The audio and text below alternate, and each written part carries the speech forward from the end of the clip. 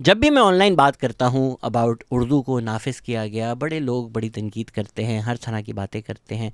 वो जो ये किताब है उसमें जो मैंने ऐसे लिखा है उसमें सारी हिस्टोरिकल रेफरेंसेस मैंने दे दी हैं, पर मुझे आइडिया हो रहा है कि कई लोग किताब नहीं ख़रीदेंगे, किताब नहीं पढ़ेंगे, और सोशल मीडिया पे जिस तरह इंगेज करते हैं वो अपने जो भी उनको बताया गया है या पाकिस्तान स्टडीज़ में पढ़ा है, जो ऑफ्ट रिपीटेड टॉकिंग पॉइंट्स हैं वही करते हैं। तो आज मेरी कोशिश ये होगी कि जिनकी किताब की रसाई नहीं है, आसान अल्फाज में कोशिश करूं, rather than me reading the ऐसे आपको उर्दू में समझाऊं। तो मैं पढ़ते पढ़ते जो है कोशिश करूंगा कि तर्जुमा भी साथ करता रहूं, कहीं क्लैरिफिकेशन समझाना पड़े तो वो भी हो जाएगा। तो ये 55 वाले पेज पर imposition of Urdu the Pakistani identity एक नाम का एक ऐसे है, उसमें मैंने लिखा है कि कौन है पाकिस्तानी।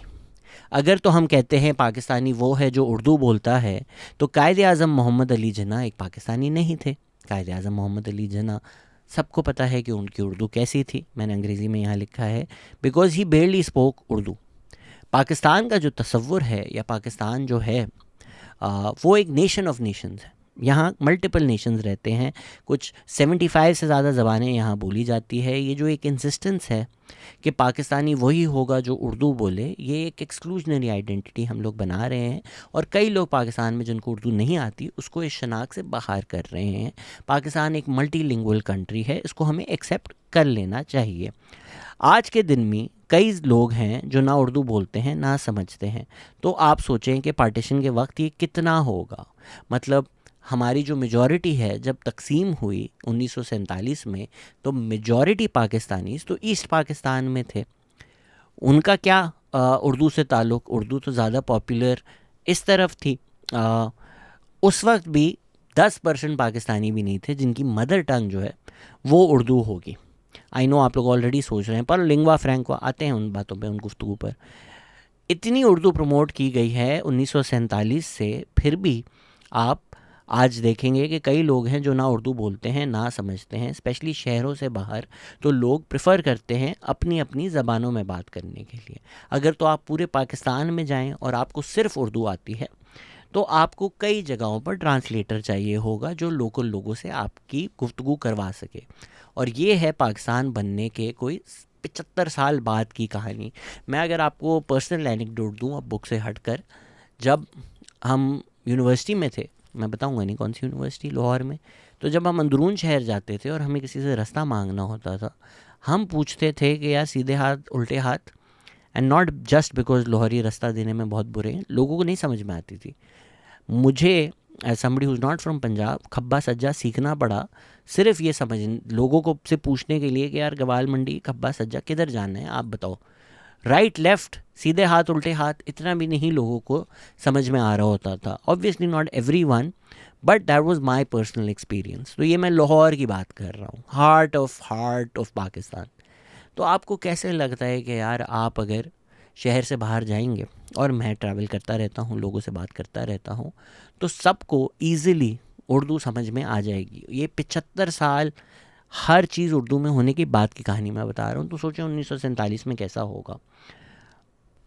तो कई तरह की आर्ग्यूमेंट्स की जाती हैं इस इम्पोजिशन को डिफेंड करने के लिए। पहला तो ये है कि क्योंकि उर्दू किसी का भी सूबे की ज़बान नहीं थी, तो वो एक न्यूट्रल चॉइस थी। ये जो आर्ग्यूमेंट एक्नॉलेज नहीं करता, वो ये करता है कि जो रूलिंग एस्टैब्लिशमेंट ऑफ पाकिस्तान थी उनकी ज़बान उर्दू थी, तो जिन लोगों ने नाफिज की उनकी ज़बान उर्दू थी। तो ये न्यूट्रलिटी वाला आर्ग्यूमेंट तो यहीं पे ख़त्म हो जाता है, क्योंकि जो नाफिज कर रहा है वो अपनी ज़बान कर रहा है ये बोलकर कि ये न्यूट्रल है। तो ये न्यूट्रल कैसे हुआ? मुस्लिम लीग की जो लीडरशिप थी और ब्यूरोक्रेटिक एलीट जो थी वो ज़्यादातर उर्दू स्पीकिंग प्रोविंसेस से थी इंडिया की, उर्दू उनकी ज़बान थी। वो चाहते थे उनका कल्चर पाकिस्तान का कल्चर बन जाए।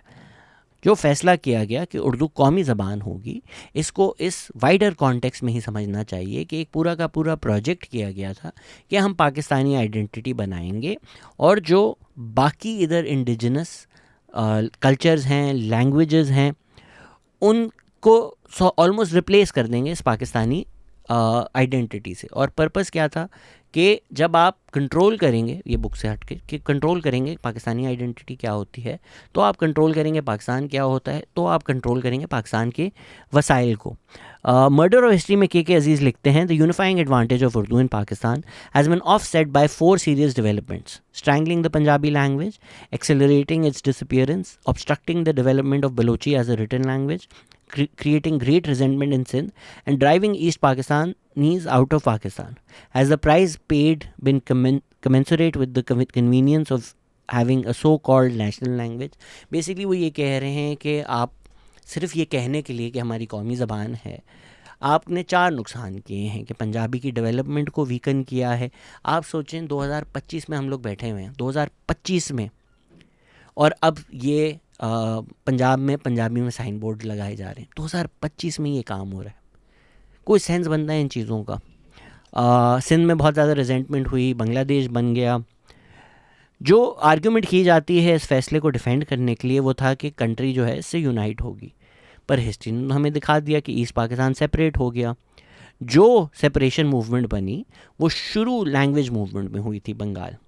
बंगाल को क्योंकि हमने पाकिस्तान की तारीख से बिल्कुल मिटा दिया है और हमारे जो तालिबे इल्म हैं उनको ईस्ट पाकिस्तान की तारीख नहीं बताई जाती, के अजीज़ तो ये कहते हैं कि पूरा पार्टीशन का जो क्रेडिट है वो अलीगढ़ और यूपी को दे दिया जाता है, बंगाल के रोल को एक्नॉलेज किए बगैर। लैंग्वेज मूवमेंट शुरू हुई ईस्ट पाकिस्तान में जब उन्होंने कहा कि बंगाली को भी स्टेट लैंग्वेज का दर्जा दिया जाए।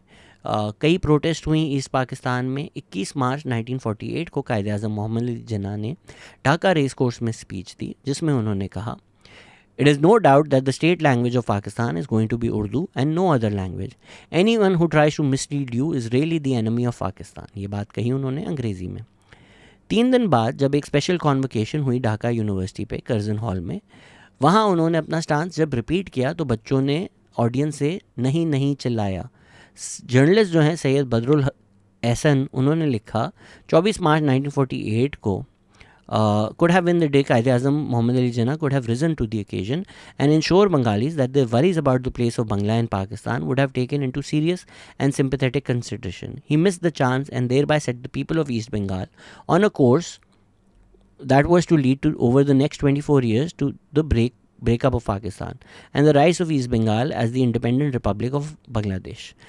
तो वो वही आर्ग्यू कर रहे हैं जो मैं बार बार कहता हूँ, कई लोग इसको अंडरप्ले करने की कोशिश करते हैं कि जो इवेंचुअली बांग्लादेश मूवमेंट बनी वो शुरू लैंग्वेज मूवमेंट हुई थी। इस स्पीच में जो आर्टिकल में लिखी है, कायद-ए-आज़म मोहम्मद अली जिन्ना ने कहा कि उर्दू जो है वो इस्लामिक कल्चर एम्बॉडी करता है, मुस्लिम ट्रेडिशन करता है और ये सबसे करीब है और मुल्कों की और इस्लामिक मुल्कों की ज़बान पे, जबकि ज़बानों का तो कोई मज़हब नहीं होता। जो हम उर्दू बोलते हैं वो काफ़ी सिमिलर है जो हिंदी बोली जाती है इंडिया में, और जो एंसेस्टर ज़बान है उर्दू की वो है हिंदी, हिंदुई, रेख्ता या रीजनल फॉर्म जैसे गुजराती या Dakhani. The use of Urdu first by the Sufis then by different Islamic schools of thought is what led to the association of Urdu with Islam. Tariq Rahman argue करते हैं, और ये जो सारी मैं आर्ग्यूमेंट्स कर रहा हूँ इसके रेफरेंसेस तारिक रहमान के काम पे हैं। उनका एक एकेडमिक पेपर है Urdu as an Islamic language, 2006 में छपा है, पढ़ लीजिए। तारिक रहमान लिखते हैं कि उर्दू बन गई ज़बान इस्लाम की साउथ एशिया में क्योंकि बहुत सारे ट्रांसलेशंस, तर्जुमे कुरान के उर्दू में अवेलेबल थे, तो इसकी एसोसिएशन इस्लाम से इसलिए बनी क्योंकि मदरसों में पढ़ाई जा रही थी। The Urdu elegies commemorating the martyrdom of Hussain which is central to the Shia faith and the Urdu writings of revivalist and Islamic pressure groups in Pakistan and India। ये तारिक रहमान के आर्गूमेंट है पेज 111 पे। पर मैं कह रहा हूँ कि उर्दू मुसलमानों की ज़बान थी। ये जो इस्टेब्लिश हुआ ये ब्रिटिश कॉलोनियलिज्म में हुआ। अब मैं किताब से हट के आपको एक पूरा कहना नहीं चाहता, बट बेसिकली ये जो डिवाइड एंड रूल की पॉलिसी आप लोग सुनते रहते हैं उसी का एक हिस्सा था कि हिंदू मुस्लिम को अलग किस तरह से करना है। भले लव सेम हो, कहने का तरीका सेम हो, साथ साथ रहते हो, एक दूसरे से बात करते हो, कोई मसला ना हो तो एक दूसरे को समझने में। किताबों की हद तक ब्रिटिश ने लिख दिया कि मुसलमान वो है जो उर्दू बोलता है और हिंदू वो है जो हिंदी बोलता है। उसके बाद जाकर फिर उर्दू हिंदी राइट्स भी हुए थे। तारिक रहमान आर्ग्यू करते हैं कि South Asia is witness to the adoption of a local language Urdu as the language of Islam rather than Arabic. This would not have occurred without the British intervention. यानी ये जो एक एसोसिएशन बना कि जी इस्लाम की ज़बान उर्दू है, ये बरतानवी साम्राज्य के बगैर नहीं होता. Which brought modernity to South Asia. Indeed, the idea that the numbers are politically significant for quotas in jobs, admissions to educational institutions, government patronage, etc. अभी थोड़ी एक लंबी आर्ग्यूमेंट है बेसिकली, बट जब सेंसस में कैटेगराइजेशन हुई तो किसको क्या नौकरी मिलनी है, किसको क्या फेवर मिलना है, किसको क्या रिप्रेजेंटेशन मिलनी है, उसकी वजह से ये चीज़ें इंपॉर्टेंट हो गई. जिन्ना का जो पहला पार्ट है आर्ग्यूमेंट का वो तो फिर सच नहीं है कि उर्दू एक इस्लामिक ज़बान है. लियाकत अली खान ने भी कहा कि Pakistan has been created because of the demand of 100 million Muslims in this subcontinent and the language of 100 million Muslims is Urdu. Pakistan is a Muslim state and it must have its lingua franca the language of a Muslim nation. तो फिर मैं argue कर रहा हूँ लियाकत अली खान की इस बात पे कि एक मज़हबी शनाख्त के लिए उर्दू ज़रूरी नहीं है, Muslim as a religious identity के लिए ज़रूरत नहीं है, Muslim as a political identity के लिए ज़रूरत है, स्पेसिफिकली विद इन द सब कॉन्टिनेंट.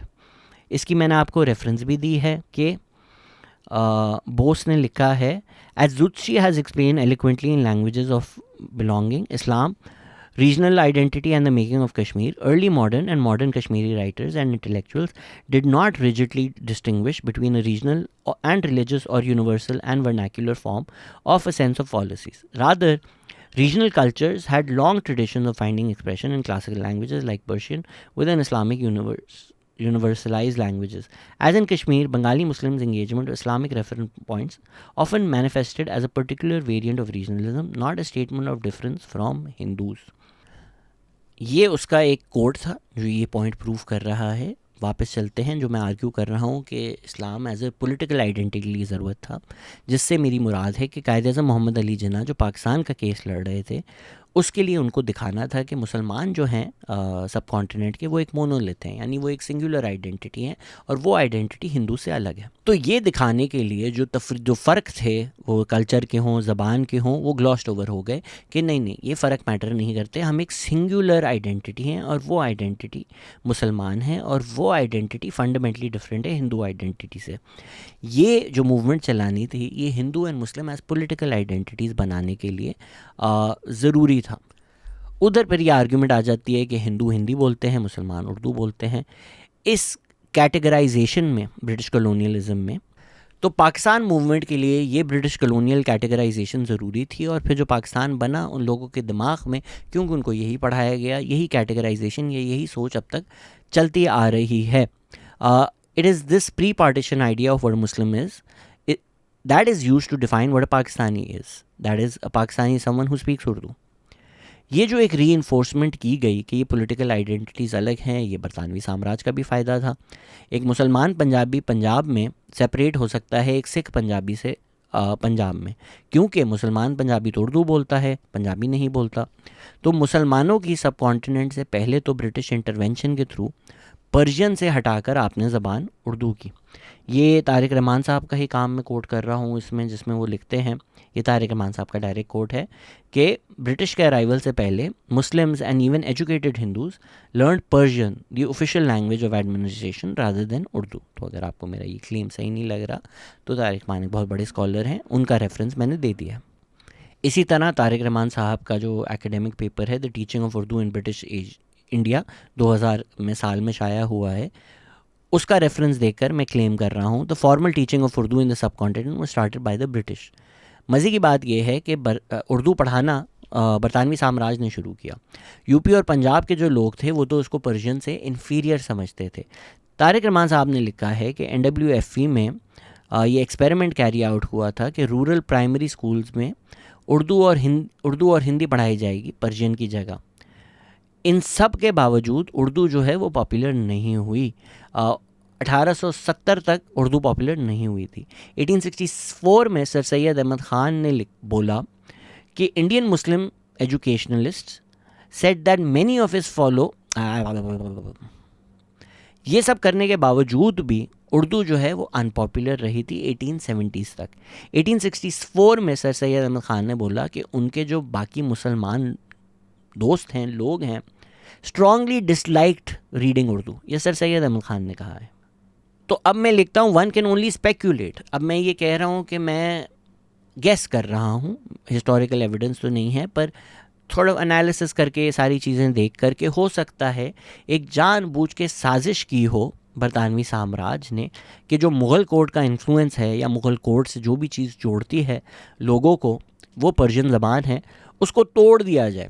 और इसी तरह मैं सोच सकता हूँ, एनालाइज़ कर सकता हूँ, स्पेक्यूलेट कर सकता हूँ कि जो उर्दू हिंदी कंट्रोवर्सी हुई, राइट्स हुए और वो 1930s की सियासत थी, उसने बरतानवी साम्राज्य की डिवाइड एंड रूल पॉलिसी को जो है वो सपोर्ट किया। इधर फिर मैं तारिक रहमान साहब को फिर से कोट करता हूँ जब मैं कहता हूँ, by the 1930s the demand for schooling in Urdu और Hindi was part of the Hindu Muslim politics in India. Even in Gujarat and far off Burma, where the local Muslim population did not speak a word of Urdu, the Burmese Muslims indeed argue that these religious books are written in Urdu, suppressing for political reasons the fact that the primary religious texts were in Arabic. यानी एक political demand बना दी थी कि भाई मुसलमानों की ज़बान उर्दू है। ये बरतानवी साम्राज्य की जो कैटेगरीज थी कि मुसलमान हिंदू को अलग करें, उसकी वजह से ये आइडिया बनाना कि वो मुसलमान ज़बान है, ये चीज़ भूल कर कि जी रिलीजियस टेक्स्ट तो अरबिक में है, तो अगर आपने करना है तो फिर अरबिक आर्ग्यू करें। इन सब बातों में मेरा कंक्लूजन है कि जो उर्दू स्पीकिंग मुस्लिम आइडेंटिटी है वो एक पॉलिटिकल क्रिएशन है, एक रिलीजियस नहीं। दूसरी बात जो थी जिन्ना के आर्ग्यूमेंट की, वो सिर्फ कुछ इस्लामिक मुल्कों पर अप्लाई होती है। उर्दू जो है वो अरबिक से भी आती है, पर्शियन से भी आती है, पर इधर की जो लोकल लैंग्वेजेस हैं उनसे भी लिंग्विस्टिक सिमिलैरिटीज़ हैं उसकी। पर बांग्लादेश, इंडोनेशिया, इजिप्ट, नाइजीरिया, काज़ाकिस्तान, वो भी इस्लामिक मुल्क हैं, उनकी अपनी अपनी ज़बानें हैं। मुसलमान दुनिया जो है वो नॉर्थ अफ्रीका, ईस्ट एशिया, हर जगह मुसलमान हैं और मुसलमान मुल्क भी हैं। तो बहुत ज़्यादा लिंग्विस्टिक डाइवर्सिटी है। ऐसा कैसे हो सकता है कि उर्दू जो है वो ज़्यादा इस्लामिक है बंगाली से? सिर्फ जो एक आर्गुमेंट की जा सकती है कि उर्दू जो है वो अरबिक से करीब है, जो कुरान की ज़बान है।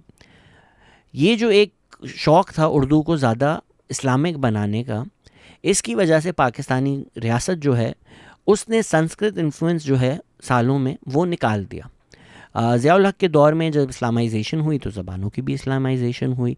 खुदा हाफिज़ को हमने अल्लाह हाफिज़ बना दिया ताकि वो थोड़ा ज़्यादा इस्लामिक लगे हमें। जब पाकिस्तान का नेशनल एंथम आया था तो उसको journalist, scholars, poets, newspapers all over Pakistan, उन्होंने बहुत ज़्यादा तनकीद का निशाना बनाया था।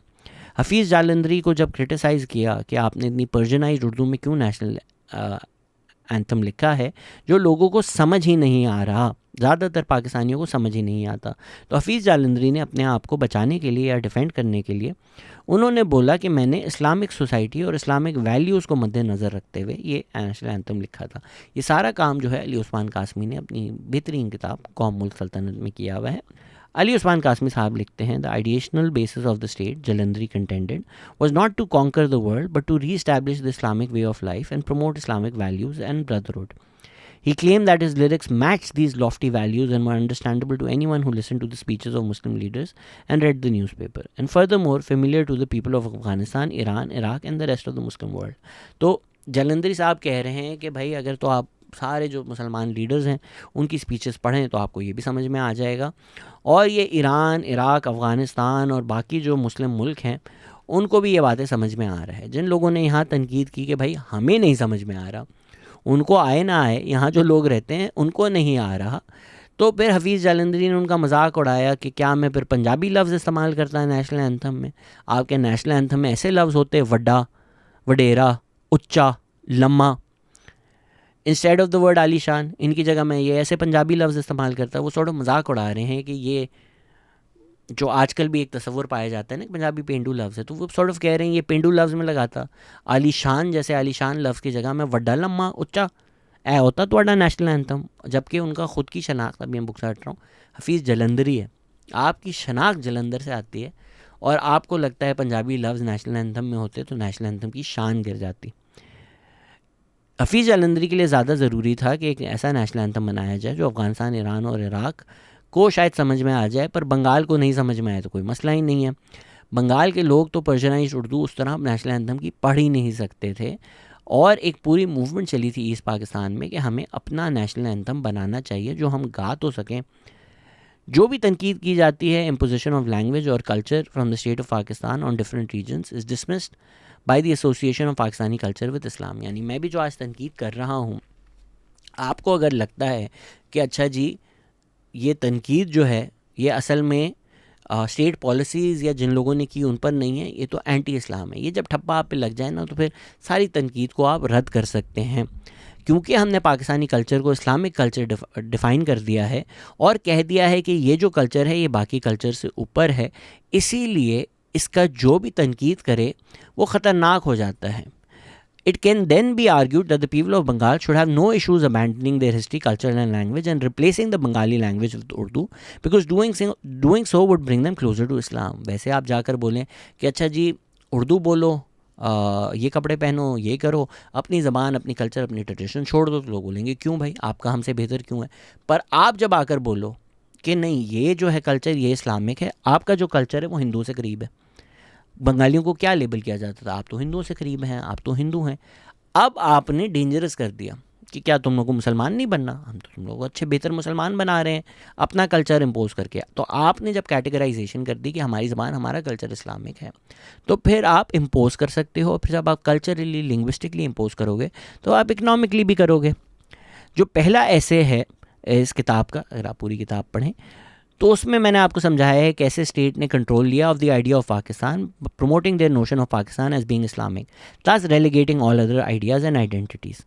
The same tactic is at play here. Making Urdu Islamic gives it the primacy the state needs to relegate all other cultures and languages, to turn Balochi speaking Baloch people into Urdu speaking Pakistanis. इसी context में हमें उर्दू की imposition Pakistan में समझनी चाहिए। It is this Islamization of Urdu that gives it its moral superiority over other languages in Pakistan. It was not neutral, innocuous or harmless. The imposition came at the expense of the relegation of all other languages and culture. It led to the people feeling alienated from the state of Pakistan, the part of the history that has been suppressed in West Pakistan, but we can see easily how it played out in East Pakistan. You can draw a historical through line from the language movement in East Pakistan to the creation of Bangladesh. Many leaders, अच्छा इसका मैं आपको reference भी दे दिया है कि Bengali identity और linguistic politics में की अगर आपको डिटेल जाननी है तो recasting the region by Neilesh Bose पढ़ें। उधर उन्होंने लिखा है, for Bengali Muslims Bengali linguistic autonomy was written into the entire idea of Pakistan itself between 1944 and 1947। Pakistan as an ideal and as a political theory did not aim to थ्वाट an already unified Bengali edifice of culture. It was rather one part of a long history of being Bengali and being Muslim. Additionally, it was one part of being Bengali and not only being Muslim. Thus, the idea of Pakistan was appropriated by a variety of forces: Western Pakistani power players, majoritarian bigots, capitalists with an eye towards exploitation should not obscure this facet of Bengali Muslim political, socio-cultural and intellectual history. सीधी ज़बान में वो ये कह रहे हैं कि आप अगर ये कहते हैं ना बंगाली लोग पाकिस्तान का ऐसा बनना ही नहीं चाहते थे या बंगाली को मुसलमान होने से पाकिस्तानी होने से मसला है, तो बंगाली उनकी ज़बान उतना ही पाकिस्तान मूवमेंट का हिस्सा थी, इतना ही सेंट्रल पेस थी जितनी इस्लाम है या जितना पाकिस्तान है। तो अब ये रिसोर्सेज पे काबिज होने के लिए जो बंगालियों के बारे में झूठ बोला जा रहा है वो उसको मत माने। जो बांग्लादेश मूवमेंट के बाद में लीडर्स बने जिस तरह शेख मुजीबुर रहमान हैं, वो पहले लैंग्वेज मूवमेंट का हिस्सा थे, वो स्टूडेंट लीडर्स थे। It is this forced nationalization by the state of Pakistan on East Pakistan that gave birth to Bengali nationalism. तो वो जो एक वेव चली बंगाली नेशनलिज्म की जो इवेंचुअली सेपरेटिस्ट मूवमेंट बन गई, वो लैंग्वेज मूवमेंट में ही शुरू हुई। एक national identity existing identities eliminate करके नहीं बनाई जा सकती, ना यूनिटी अचीव की जा सकती है by enforcing uniformity. Forceful suppression of identities by the state leads to a reassertion of those identities by the people. People who have identified as Bengali for centuries, people who have spoken Bengali for centuries, cannot be told to abandon their language and identity to become more Pakistani, with the implication that this will make them more Muslim. 27 दिसंबर 1948 को education minister of Pakistan mister Fazlur Rahman, उन्होंने all Pakistan education conference पे suggest किया कि Islamic ideology के खातिर जो पुरानी और ट्रेडिशनल स्क्रिप्ट्स हैं ऑफ राइटिंग सिस्टम्स उनको बदल देना चाहिए इनटू अरबिक और Urdu script which should be adopted. ये जो है ये एक ब्लेटेंट अटैम्प्ट था बंगाली लैंग्वेज और आइडेंटिटी चेंज करने के लिए। जो वेस्ट पाकिस्तान की ज़बानें थीं वो तो पहले ही अरबिक स्क्रिप्ट में थी, इसीलिए इस हरकत ने सिर्फ बंगाली ज़बान को वो करना था, एडवर्सली अफेक्ट करना था। तो रियासत चाह रही थी कि अपनी शनाख्त ईस्ट पाकिस्तान पे बाय फोर्स लगा दे। In 1948, hundreds of protesters were injured by the police and close to 1,000 people were arrested for participating in the language movement in East Pakistan. Things came to a head between the language movement and the state of Pakistan on February 21st, 1958, when police opened fire on student protesters in Dhaka, killing several and injuring hundreds. Thousands were arrested after that. The day is still remembered around the world as International Mother Language Day. Rafiqul Islam writes, from 1952 onwards, the Bengalis of Pakistan drew their inspiration from the sacrifices of the 21st of February in all their subsequent struggles. As a matter of fact, the 21st of February has changed the future destiny of Bengalis in Pakistan. It is now considered that the freedom movement of Bangladesh owed its genesis from that date. जो पाकिस्तान में जो लोग argue करते हैं कि नहीं language इतना बड़ा इशू नहीं था, वो तो रिजॉल्व हो गया था, वो बाद में और मसले थे। जी बिल्कुल बाद में और मसले थे, कोई नहीं कह रहा, ज़बान एक वाहिद वो था। लेकिन Bengali writers, Bengali intellectuals, Bengali academics वो आपको बार बार यही बता रहे हैं कि जो जेनेसिस है, जो पैदाइश है, वो उसी दिन हुई थी। और 21 फरवरी को जो आपने प्रोटेस्टर्स को गोलियां मार के कत्ल कर दिया, सिर्फ ये बोलने के लिए बंगाली को रिकग्नाइज़ कर लो, उनकी शहादत उन्होंने याद रखी और उन्होंने ही इंस्पायर किया बाद की मूवमेंट्स को। The suppression of regional identities, the conflation of the Pakistani identity with the Islamic identity and the use of brute force means that the decision to make Urdu solely the national language of Pakistan cannot be called anything but an imposition. And it is this imposition that I'm arguing against, not the language itself. I personally think Urdu is a beautiful language, but Punjabi, Bengali, Sindhi, Pashto, Balochi, Saraiki and Hindko are equally beautiful. हो सकता है मैंने कोई miss कर दी और लोग बोलें जानबूझ के की है। उर्दू से मुझे कभी ना मसला रहा है। मैं आपको ये भी किताब अंग्रेज़ी में आज उर्दू में बता रहा हूँ कि आपको समझ में आ जाएं ये बातें। ज़बान से नहीं मसला, ज़बान खूबसूरत है, हम बोलेंगे, शौक़ से बोलेंगे। निफास से मसला है। मुझे बिरयानी बड़ी पसंद है, रोज़ कोई अगर बोले कि अब से सिर्फ बिरयानी खाओगे, मैं उस डिसीजन के भी ख़िलाफ़ हूँगा।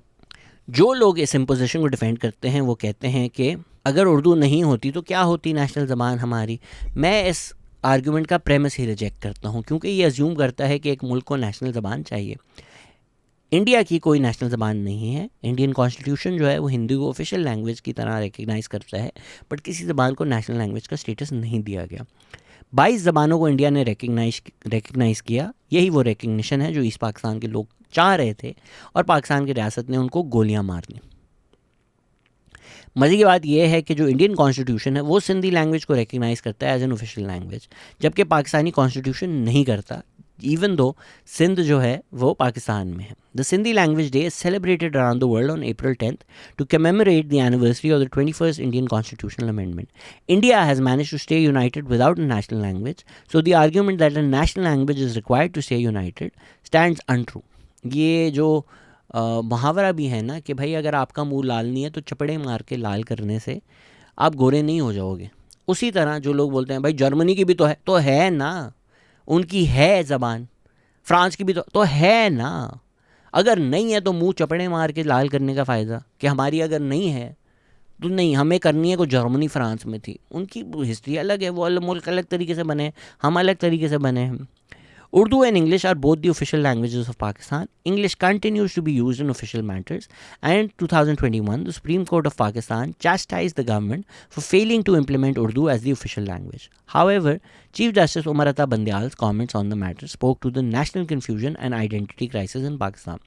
Sorry यार, मैं अंग्रेज़ी पढ़ रहा हूँ, पढ़ते पढ़ते ट्रांसलेट थोड़ा मुश्किल हो रहा है, बट जो उमर अता बंदयाल के उसमें स्टेटमेंट्स थे वो थोड़े हमारी जो नेशनल कन्फ्यूजन है वो दिखाती है। क्योंकि उमर अता बंदयाल उस वक्त जब चीफ जस्टिस थे, उन्होंने लिखा पाकिस्तानियों को हमारे माँ बाप की तरह पर्शियन और अरबिक सीखनी चाहिए।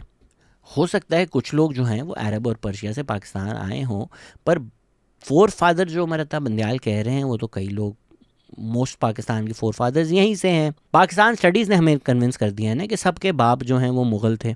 भाई नॉर्थ इंडिया की जो हिस्ट्री है सिर्फ वो पाकिस्तान की तारीख नहीं है। उमर अता बंदयाल अगर अपनी बात करें तो the Bandial tribe is ethnically Punjabi, तो भाई पंजाबी हुई ना उमर अता बंदयाल, आपके माँ बाप की ज़बान या आपके फोर फादर्स की ज़बान। ये पर्शियन और अरबिक कैसे हो गई आपके फोर फादर की ज़बान? तो भाई जब प्राइम मिनिस्टर आके आपको अर्तुगरुल सिखाएंगे और आपको किताबों में बताया जाएगा आप लोग तो सब मुग़ल थे, तो आप अपने आप को अरब और पर्शियन ही समझोगे या तुर्क समझोगे। अब सिंधी पंजाबी बलोच पश्तून तो नहीं समझोगे। those identities are considered inferior to this mythical Pakistani identity that is superior to them because it is projected as being Islamic. The tangible effects of these philosophical notions are that assertions of regional languages, the tangible effects of these philosophical notions are that assertions of regional identities are seen as treasonous, and regional cultures, traditions, and languages are viewed as second grade compared to the national. Economic incentives, opportunities, and respect in society are tied to one's ability to speak and communicate in Urdu और English. यानी आपकी जो economic opportunities होंगी या आपकी जो इज़्ज़त होगी वो होगी जब आप उर्दू और अंग्रेज़ी बोलोगे. और ये जब आपने लिंग्विस्टिक हायरकी बना दी तो पंजाबी एलीट जो है उसने पंजाबी लैंग्वेज ही छोड़ दी उर्दू के लिए. जो एलीट स्कूल्स हैं पंजाब में वो एक दफ़ा तो सर्कुलर भी जारी कर दिया था कि foul and paindu languages like Punjabi, मतलब पंजाबी को वो कह रहे हैं फाउल और पेंडू लैंग्वेज. तो इकोनॉमिक अपॉर्चुनिटीज़ क्योंकि उर्दू बोलने में है या अंग्रेज़ी बोलने में है, तो जो पंजाबी एलीट है उसने पाकिस्तानी बनने के लिए या ये दिखाने के लिए कि हम सबसे ज़्यादा पाकिस्तानी हैं या रिसोर्सेज लेने के लिए, एलीट की बात हो रही है, पंजाबी लैंग्वेज को ही छोड़ दिया था.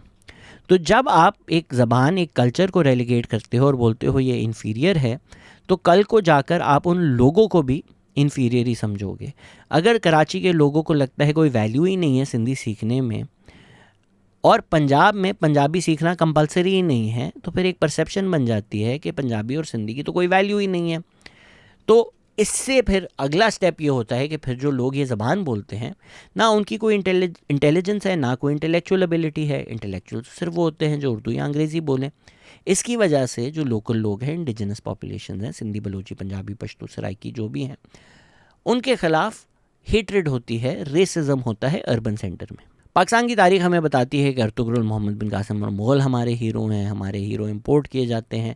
हमें अगर बताया ही नहीं जाता कि हमारे भी कल्चरल हीरोज़ हैं. If Shakespeare is taught in our schools instead of Bulleh Shah और Shah Abdul Latif Bhittai, students will naturally believe that there is more intrinsic value in English culture than in Punjabi और सिंधी कल्चर.